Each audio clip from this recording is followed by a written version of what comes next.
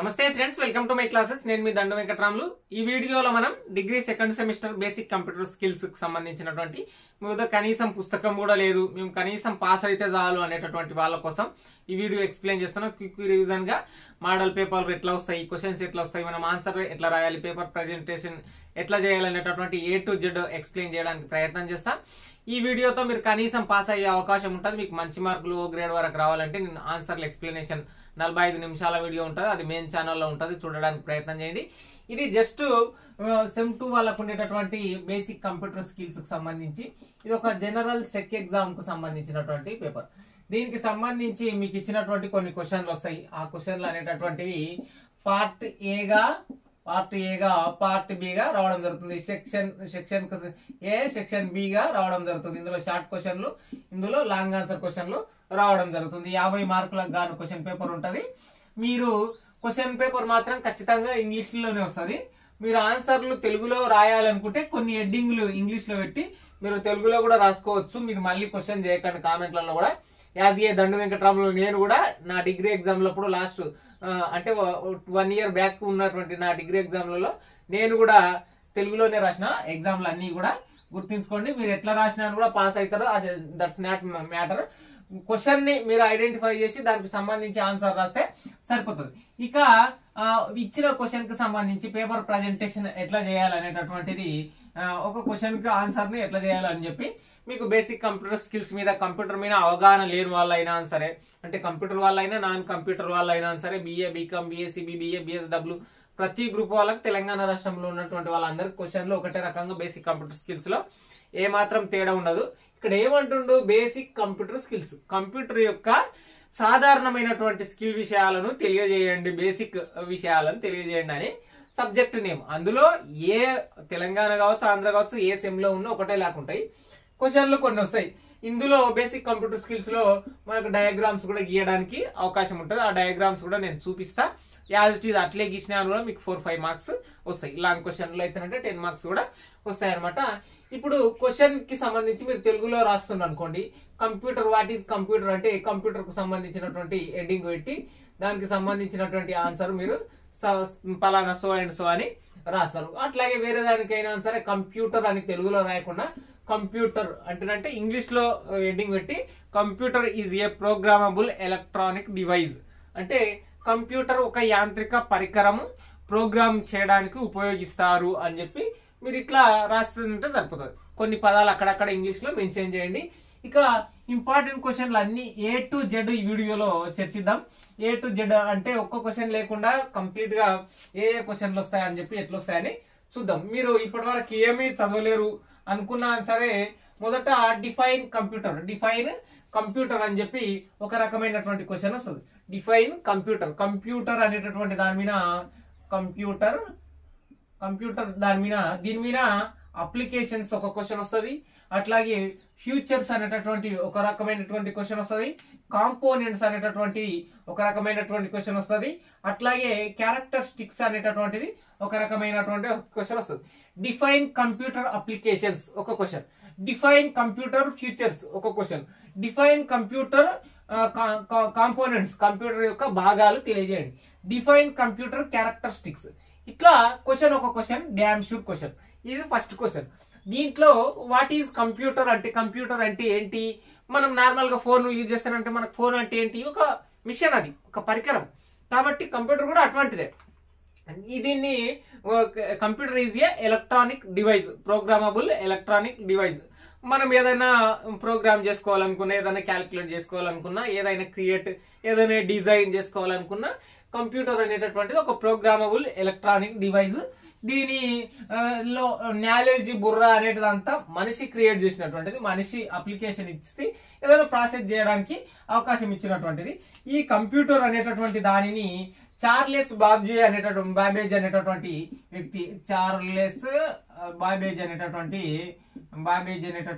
వ్యక్తి కనుగోవడం జరిగిందనమాట. ఇతను లండన్ కు సంబంధించినటువంటి వ్యక్తి. ఇతను మొట్టమొదట ఇటువంటి ఒక మిషన్ ని కనుక్కున్నాడు. ఈ రకమైనటువంటి మిషన్ ని కనుక్కున్నాడు. కంప్యూటర్ ఇప్పట్లాగా మానిటర్, స్క్రీన్ చూడడానికి అవన్నీ ఏం లేకుండా ఒక ఎలక్ట్రానిక్ డివైస్ ని కనుక్కున్నాడు. ఈ మోడల్లో ఉంటుంది, మీరు గూగుల్లో కూడా డౌన్లోడ్ చేసుకోవచ్చు. దీంట్లో క్యాలిక్యులేట్ చేయడానికి ఏదైనా మ్యాథమెటికల్ ప్రాబ్లమ్స్ క్యాలిక్యులేట్ చేయడానికి చార్లెస్ బాబేజ్ అనేటటువంటి పర్సన్ ఒక మిషన్ ని లండన్ లో కనుక్కున్నాడు అనమాట. దాని తర్వాత జనరేషన్స్ మారుతున్న కొద్దీ కంప్యూటర్స్ అనేటటువంటి వివిధ రకాలుగా వచ్చినాయి. అవి సూపర్ కంప్యూటర్స్ ఒకటి, అట్లాగే మళ్ళీ ఇప్పుడు ఉన్నటువంటి డిజిటల్ కంప్యూటర్స్ ఒకటి, అట్లాగే ఏదైనా వ్యవస్థల్లో ఇప్పుడు సూపర్ మార్కెట్ లో లేదంటే ఎక్కడైనా స్పేస్ సెంటర్లలో జస్ట్ కౌంటింగ్ కోసం ఉండేటటువంటి కంప్యూటర్లు ఒకటి.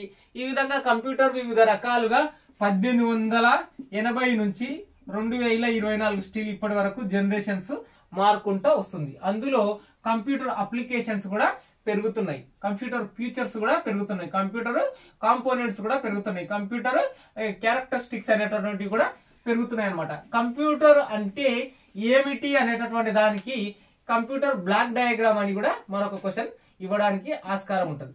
బ్లాక్ డయాగ్రామ్ కంప్యూటర్ అంటే ఇక్కడ ఒక మనిషి ఉన్నాడు, ఈ మనిషి ఒక స్క్రీన్ చూస్తూ తనకు సంబంధించినటువంటి అప్లికేషన్ చేయాలని అనుకుంటున్నాడు. అప్లికేషన్ చేయాలనుకుంటే దీనికి మానిటర్ అనేటటువంటిది మీ వద్ద టీవీ బాక్స్ లాగా కింద ఉంటుంది కదా, కంప్యూటర్ నాన్ కంప్యూటర్ వాళ్ళు అయితే తెలియాలంటే ఇతను యూజరు ఇది ఇక్కడ ఉండేటటువంటిది మొత్తం కూడా కంప్యూటర్ కు సంబంధించినటువంటి సిస్టమ్ అన్నమాట.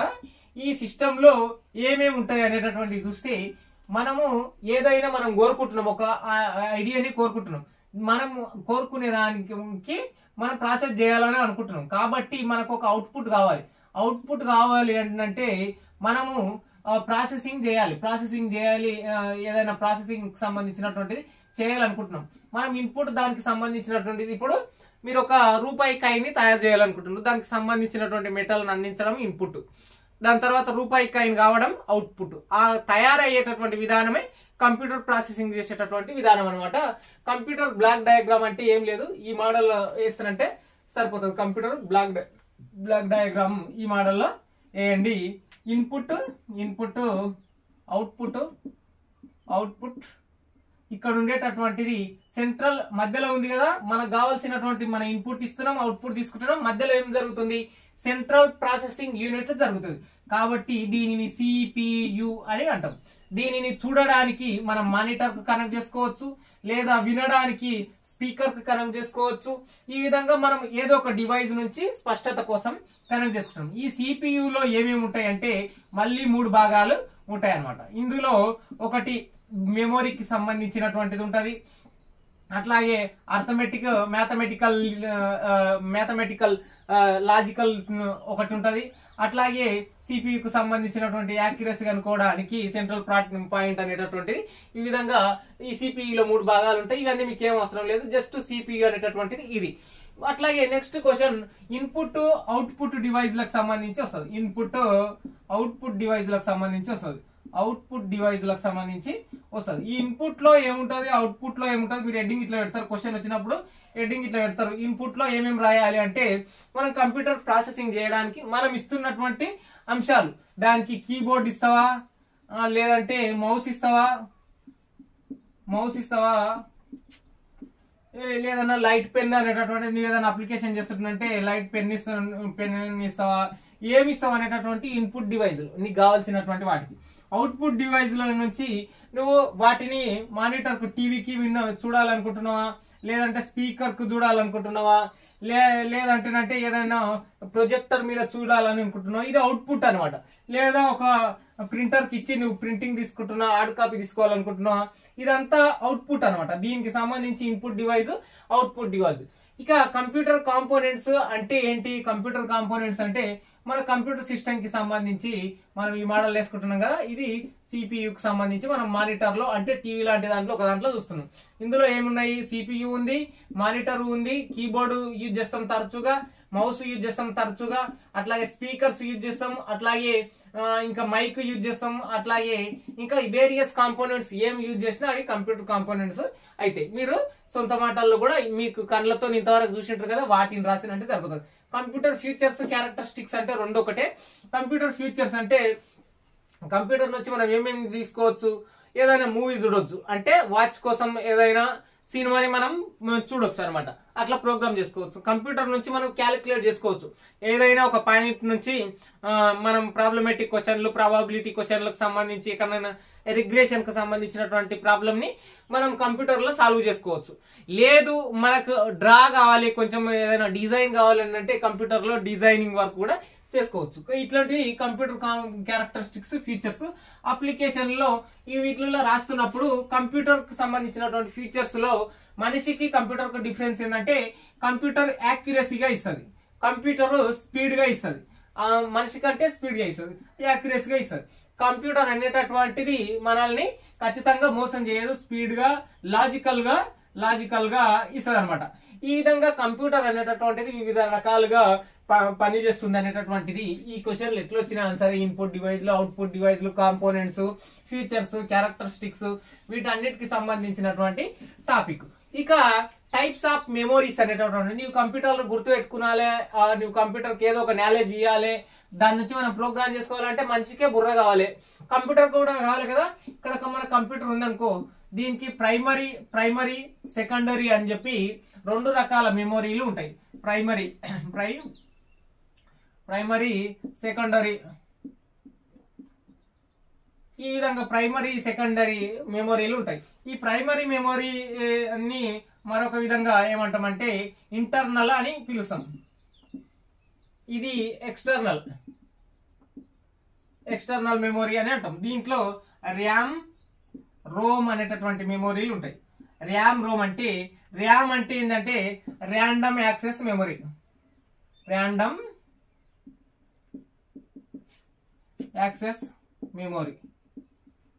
ఈ రోమ్ అంటే రీడ్ ఓన్లీ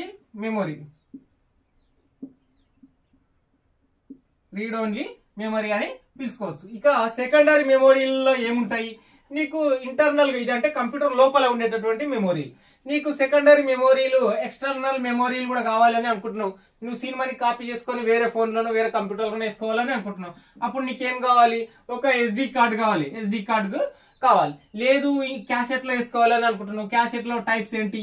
DVD, CD, మనం నిజ జీవితంలో ఉంటాయి, బ్లూరే అనేటటువంటి ఉంటాయి అనమాట. DVD అంటే ఏంటంటే డిజిటల్ డెస్క్ అనమాట, కాంపోనెంట్ డెస్క్ అని ఉంటది అనమాట. బ్లూరే అనేటటువంటిది ఒకటి, మళ్ళా USB అనేటటువంటిది యూనివర్సల్ సర్వల్ బస్ అనేటటువంటిది, USB అనేటటువంటిది మరొకటి ఉండడం జరుగుతుంది. ఇది కంప్యూటర్ కు సంబంధించినటువంటి మెమోరీస్ కు సంబంధించినటువంటివి. మీరు ఈజీగా మీరు ఇంతవరకు మీ నిజ జీవితంలో కంప్యూటర్ మెమోరీలను చూసే ఉంటారు కదా. మీరు ఫోన్లు యూజ్ చేస్తున్నా సరే ర్యామ్, రోమ్ అని మాట్లాడుతూనే ఉంటారు. ఆ ర్యామ్, రోమ్ కాకుండా CDలు, SDలు, USBలు ఇవన్నీ కూడా కంప్యూటర్ మెమోరీస్ అవుతాయి అనమాట. అట్లాగే what is internet and www అనేటటువంటి క్వశ్చన్లు. ఈ ఇంటర్నెట్ అంటే ఏంటంటే కంప్లీట్ గా ఇంటర్నెట్ అనేటటువంటిది ఒక కమ్యూనికేషన్ కు సంబంధించినటువంటిది. ఈ ఇంటర్నెట్ అనేటటువంటిది ఒక ప్రసార లేదా మనం వెతుకుతున్నటువంటి సాధనం ప్రాసెసింగ్ చేయడానికి 2G ఇంటర్నెట్ అనేటటువంటి విధంగా ఉంటాయి. 2G, 4G, 6G ఈ విధంగా కమ్యూనికేషన్ కోసం అవసరమైనటువంటిది ఇంటర్నెట్. www అంటే వరల్డ్ వైడ్ వెబ్ అనేటటువంటిది. ఇది ఇంటర్నెట్ అని మనం అనుకుంటాం, కానీ ఇది ఇంటర్నెట్ కాదు. వరల్డ్ వైడ్ వెబ్ అంటే ప్రపంచవ్యాప్తంగా, వరల్డ్ వైడ్ అంటే వ్యాప్తంగా, ప్రపంచవ్యాప్తంగా మనం సెర్చ్ చేసే సెర్చ్ ఇంజిన్ కు సంబంధించినటువంటి అంశమే వరల్డ్ వైడ్ వెబ్ అని అనవచ్చు అనమాట. ఇక next question IECT, VDU, CPU అనేటటువంటిది. IECT అట్లాగే VDU అట్లాగే CPU అనేటటువంటిది. IECT అంటే ఏం లేదు, ఇక్కడ మీ పదాల అబ్రివేషన్ లోనే చూడండి. Internet electronic communication technology, internet electronic communication technology. VDU అంటే విజువల్ డిస్ప్లే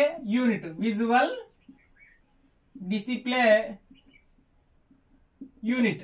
అంటే ఈ VDU అంటే ఏం లేదు, పాతకాలం టీవీలు అనేటటువంటి కీబోర్డు దానికే ఉండి అట్లాగే చూడడానికి మానిటరు, CPU అన్ని ఒకటే అనుకుంటే దాన్ని VDU అనేటటువంటి పిలుస్తాం. ఆ VDU నుంచి మనకు జనరేషన్ మారి CPU అనేటటువంటిది వచ్చింది. CPU అనేటటువంటిది ఈ విధంగా ఉంటుంది. ఇన్పుట్ ఇస్తాం, అవుట్పుట్ తీసుకుంటాం. దీంట్లో CPU అని అంటాం. ఇది 3 భాగాలుగా ఉంటుంది అని చెప్పి చెప్పుకోవచ్చు. CPU అంటే సెంట్రల్ మధ్యలో ఉంటుంది. మనం ప్రాసెసింగ్ చేయాల్సినటువంటిది యూనిట్. ఈ వ్యవస్థ మొత్తం కలిపితే సెంట్రల్ ప్రాసెసింగ్ యూనిట్ అంటాం అనమాట. ఈ దీంట్లో మన కంప్యూటర్ అనేటటువంటిది, కంప్యూటర్ లోపల ఒక రకమైనటువంటి వ్యవస్థ నడుస్తుంటది, కంప్యూటర్ బయట ఒక రకమైనటువంటి వ్యవస్థ నడుస్తుంటది. దానికి సంబంధించే సాఫ్ట్వేర్, సాఫ్ట్వేర్ అట్లాగే హార్డ్వేర్ కు సంబంధించి హార్డ్వేర్ కు సంబంధించినటువంటి మీరు చూస్తానంటే ఈ సాఫ్ట్వేర్ కు సంబంధించి కెనాట్ బి టచ్డ్, మనం దీన్ని తాకలేము. కెనాట్ బి టచ్డ్, దీన్ని మనం టచ్ చేయొచ్చు. దీనికి రిపేర్ అనేటటువంటి అవకాశం ఉంది. దీనికి రిపేర్ అనేటటువంటి అవకాశమే లేదు. ఖచ్చితంగా అన్ఇన్స్టాల్ అయినా చేయాలి లేదా డిలీట్ అన్నా చేయాలి.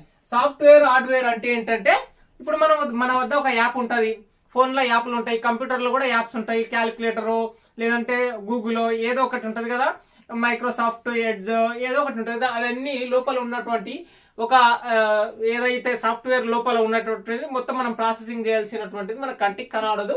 దాన్ని మనం చూడాలంటే మానిటర్ తో యాక్సెస్ చేయాలన్నమాట. ఇక హార్డ్వేర్ కు సంబంధించి మనం టచ్ చేసేది మానిటర్ కావచ్చు, సిస్టమ్ కావచ్చు, టీవీ కావచ్చు, ఏదైనా కావచ్చు, అదంతా హార్డ్వేర్ అని గుర్తుపెట్టుకోండి. క్వశ్చన్ వచ్చినప్పుడు హార్డ్వేర్ అనేటటువంటిది మనిషి దాన్ని టచ్ చేయొచ్చు. దానికి ఏమన్నా రోగం వచ్చింది అనుకుందాం, దాన్ని ఖచ్చితంగా మనం రిపేర్ చేసుకోవచ్చు. ఒక బోల్ట్ ఉచ్చిపోతే మరి ఇంకో బోల్ట్ పెట్టుకోవచ్చు. కానీ సాఫ్ట్వేర్ లో ఒక బగ్ ఏర్పడి ఒక వైరస్ వచ్చింది అనుకో, దాన్ని డిలీట్ చేయాలి, అన్ఇన్స్టాల్ చేయాలి. ఆ విధంగా ఉంటది అనమాట. తర్వాత మరొక క్వశ్చన్ ఖచ్చితంగా డ్యామ్ షూర్ వచ్చేటటువంటి క్వశ్చన్, పవర్ పాయింట్, అట్లాగే power point, MS excel, MS word, అట్లాగే స్లైడ్ అనేటటువంటివి ఉంది. మొదట మనం స్లైడ్ అనేటటువంటి క్వశ్చన్ తెలుసుకుందాం. ఇది షార్ట్ క్వశ్చన్. స్లైడ్ అంటే ఏంటి, దీని తెలుగు అర్థం ఏంది, ఒక పేపర్. స్లైడ్ అంటే ఒక పేపర్. ఆ పేపర్ ఎందులో, పవర్ పాయింట్ లో స్లైడ్ అని పిలుస్తాం. పవర్ పాయింట్ లో మనం స్లైడ్ అని పిలుస్తాం. దీనిని మనం సేవ్ చేయాలి, డాక్యుమెంట్ చేసుకోవాలి అంటే Ctrl+M ఒత్తితనంటే కొత్త స్లైడ్ వస్తుంది. దీంట్లో Ctrl+P ఒత్తితనంటే మనకు స్లైడ్ అనేటటువంటిది సేవ్ కావడం జరుగుతుంది అనమాట. లేదా Ctrl+S ఒత్తితనంటే అది సేవ్ కావడం జరుగుతుంది అనమాట. ఈ సాఫ్ట్వేర్లలో మనకు పవర్ పాయింట్ అనేటటువంటిది కంప్లీట్ గా ఎడ్యుకేషన్ పరంగా యూజ్ అవుతుంది. మనకి ఎడ్యుకేషన్ టెక్నాలజీలో PDF లో డాక్యుమెంట్లు వేసుకోవడానికి పవర్ పాయింట్ యూజ్ అవుతుంది. MS ఎక్సెల్ ఏంటంటే మనకి ఏదైనా ఒక బాక్స్, ఇట్లా ఒక బాక్స్ లో ఫస్ట్ నుంచి ఇట్లా టైం టేబుల్ రావాలనుకున్నాం అనుకో, అదంతా MS ఎక్సెల్ లో చేసుకుంటాం అనమాట. MS వర్డ్ లో ఒక పుస్తకం, మనం చదువుకునేటటువంటి పుస్తకంలో అక్షరాలు టైప్ చేసుకొని వాటిని ప్రింట్ చేసుకోవాలంటే MS ఎక్సెల్ కు సంబంధించి, MS వర్డ్ కు సంబంధించి. MS వర్డ్ అంటే బుక్ అని గుర్తుపెట్టుకోండి. MS ఎక్సెల్ అంటే ఏదైనా టైం టేబుల్ కు సంబంధించినటువంటి ఇదని గుర్తుపెట్టుకోండి. పవర్ పాయింట్ అంటే ఎడ్యుకేషన్ కు సంబంధించిందని గుర్తుపెట్టుకోండి. ఇన్పుట్ అవుట్పుట్ డివైస్ గురించి చెప్పిన, అట్లాగే కంప్యూటర్ అప్లికేషన్స్ గురించి కూడా చెప్పిన. ఈ ఇన్పుట్ అవుట్పుట్ డివైజ్లలో మనకు కీబోర్డ్ అనేటటువంటిది, అట్లాగే మౌస్ అనేటటువంటిది చాలా ప్రభావితం చేస్తుంది. ఆ కీబోర్డ్ మౌస్ కు సంబంధించినటువంటిది చూసినట్లయితే మీరు ఈజీగా కీబోర్డ్ కు సంబంధించి మీ వద్ద ఆల్రెడీ చూసే ఉంటారు, మౌస్ కు సంబంధించింది చూసే ఉంటారు అనమాట. ఈ విధంగా డిజైన్ మంచి రాలేదనుకోండి, ఈ విధంగా సమ్ లెటర్స్ ఉంటాయి, ఇక్కడ బిగ్ లీజ్ ఉంటది, అట్లాగే ఇక్కడ మళ్ళీ కొన్ని లెటర్స్ ఉంటాయి, ఇక్కడ నావిగేషన్లు ఉంటాయి అనమాట. ఇక్కడ ఇది కీబోర్డ్ కు సంబంధించి, ఇది మౌస్ కు సంబంధించి. ఈ మౌస్ లో లెఫ్ట్ బటన్, రైట్ బటన్. ఈ లెఫ్ట్ బటన్ ప్రెస్ చేస్తేనంటే నువ్వు ఏదైనా ఒక కొత్త అప్లికేషన్ లోకి ఎంట్రీ ఇస్తావు. ఈ రైట్ బటన్ దాని మీద డబుల్ క్లిక్ చేస్తేనంటే దాని సెట్టింగ్స్ వస్తాయి. సెట్టింగ్స్ అనేటటువంటివి రావడం జరుగుతుంది. లెఫ్ట్ బటన్ ఒక విధంగా, రైట్ బటన్ దాని సెట్టింగ్స్ వస్తాయి. మధ్యలో ఉన్నటువంటి రింగ్ పైకి కిందికి నావిగేషన్, లెఫ్ట్ రైట్ అనేటటువంటిది మనం ఇట్లా మౌస్ జరుపుకుంటున్నప్పుడు ఎక్కడ కావాలంటే అక్కడ నావిగేషన్ చేసుకోవడానికి, స్క్రోల్ చేసుకోవడానికి యూజ్ అవుతుంది. కీబోర్డ్ లో ఇక్కడ ఉండేటటువంటి కంప్లీట్ గా స్పెసిఫిక్ లెటర్స్ అనమాట. కంట్రోల్, షిఫ్ట్, క్యాప్ లాక్, ఇట్లాంటివి ట్యాబ్ ఇవన్నీ ఉంటాయి కదా, ఇవన్నీ ఈ విధంగా ఉంటాయి. ఇక్కడ ఉండేటటువంటి ఫంక్షన్స్ F1, F2, F3 మీరు చాలా మంది చూసే ఉంటారు. ఇక్కడ స్పేస్, ఇక్కడ మళ్ళీ ఉన్నటువంటి కంట్రోల్ ఇక్కడ మళ్ళీ ఉంటది. ఇక్కడ ఉన్నటువంటి షిఫ్ట్ ఇక్కడ మళ్ళీ ఉంటది, ఇక్కడ కంట్రోల్ పి ఇట్లాంటివి ఉంటాయి, ఇటువంటివి ఇక్కడ ఎంట్రీ బ్యాక్ స్పేస్ అనేటటువంటివి ఉంటాయి. ఇక్కడ న్యూమరిక్స్ 0 నుంచి 9 వరకు న్యూమరిక్స్ ఉంటాయి. ఇక్కడ మధ్యలో నావిగేషన్ అనేటటువంటివి లెఫ్ట్ రైట్ బ్యాక్స్ ఫ్రంట్ ఈ విధంగా నావిగేషన్ బటన్స్ అనేటువంటి పైకి కిందికి ఇట్లాంటివి చూసేవి ఉంటాయి అనమాట. అట్లాగే జాయ్ స్టిక్ అనేటటువంటిది ఏంటంటే మీరు ఏదైనా పబ్జి గేమ్స్ అట్లాంటివి ఆడుతుంటే లేదంటే డ్రోన్ ఎగరేస్తుంటే ఈ విధంగా ఇట్లా జైషిపుకున్నట్లు ఉంటాయి కదా, అది జాయ్ స్టిక్ అని చెప్పొచ్చు అనమాట. ఇట్లా మీరు పాస్ కావాలి కనీసం అంటే దీంట్లో ఉన్నటువంటి క్వశ్చన్లు ఏ వచ్చినా సరే దాని హెడ్డింగ్ పెట్టండి, హెడ్డింగ్ పెట్టి మంచిగా కనబడడానికి నీట్ గా రాయండి. ఎందుకంటే డిజిటల్ కరెక్షన్ ఉంటది కాబట్టి డిజిటల్ కరెక్షన్ లో వాళ్ళకి కనిపించాలి, మంచిగా మీరు ప్రజెంటేషన్ చేస్తేనే మంచిగా కనబడుతుంది. ఈ వీడియోతో కూడా మీరు ఖచ్చితంగా పాస్ అవుతారని ఆ హోప్ ని నేను ఇస్తున్నా. డిఫైన్ కంప్యూటర్ కు సంబంధించినటువంటి 5 క్వశ్చన్లు, ఇన్పుట్ అవుట్పుట్ డివైజ్లు, IECT, video, CPU, software, hardware, PowerPoint, MS Excel, Word, slide, input output, memories కు సంబంధించినటువంటి అంశం, అట్లాగే కంప్యూటర్ అప్లికేషన్స్, మౌస్ అంటే ఏంటి, జాయ్స్టిక్ అంటే ఏంటి అనేటటువంటి ఇవి. ఇంకా కొన్ని మీరు రాస్తున్నప్పుడు కంప్యూటర్ అనేటటువంటి పదం కంప్యూట్ అనేటటువంటి గ్రీక్ వర్డ్ నుంచి వచ్చింది, గ్రీక్ వర్డ్ నుంచి వచ్చింది. దీని మీనింగ్ ఏంటంటే క్యాలిక్యులేట్ అని పిలవచ్చు అనమాట. క్యాలిక్యులేట్ అనేటటువంటిది రావడం జరుగుతుంది. కంప్యూటర్ కు సంబంధించినటువంటి క్యాలిక్యులేట్, అనలైసిస్ అనేటటువంటి అంశాలు అనమాట. ఈ కంప్యూటర్ అనేటటువంటిది ఖచ్చితంగా గణితాత్మకానికి సంబంధించి గ్రీక్ వర్డ్ నుంచి వచ్చింది. చార్లెస్ బాబేజ్ అనేటటువంటి పర్సన్ కనుక్కున్నాడు అనమాట. Computer is a electronic programmable device అని చెప్పుకోవచ్చు. ఇంటర్నెట్ అంటే కమ్యూనికేషన్ కు సంబంధించినటువంటిది అని చెప్పుకోవచ్చు. WWW అంటే వరల్డ్ వైడ్ వెబ్ అని చెప్పుకోవచ్చు. ర్యామ్ అంటే ర్యాండమ్ యాక్సెస్ మెమరీ, రోమ్ అంటే రీడ్ ఓన్లీ మెమరీ అని గుర్తించుకోండి. వీటికి సంబంధించినటువంటి అంశాలు ప్రైమరీ మెమరీ, సెకండరీ మెమరీ అనేటటువంటివి ఉంటాయి అని చెప్పి అందులో SDCD ఇట్లాంటివి DVD ఇటువంటివి రాయండి. వీటికి సంబంధించి ICT అంటే internet electronic communication technology, visual display unit, central processing unit అని చెప్పి వీటికి సంబంధించినటువంటి ఆన్సర్లు మీ ఫ్రెండ్స్ కూడా ఖచ్చితంగా షేర్ చేయండి. నా ఎఫర్ట్స్ గుర్తించండి, లైక్ కూడా చేయడానికి ప్రయత్నం చేయండి. సైనింగ్ అవుట్, నేను మీ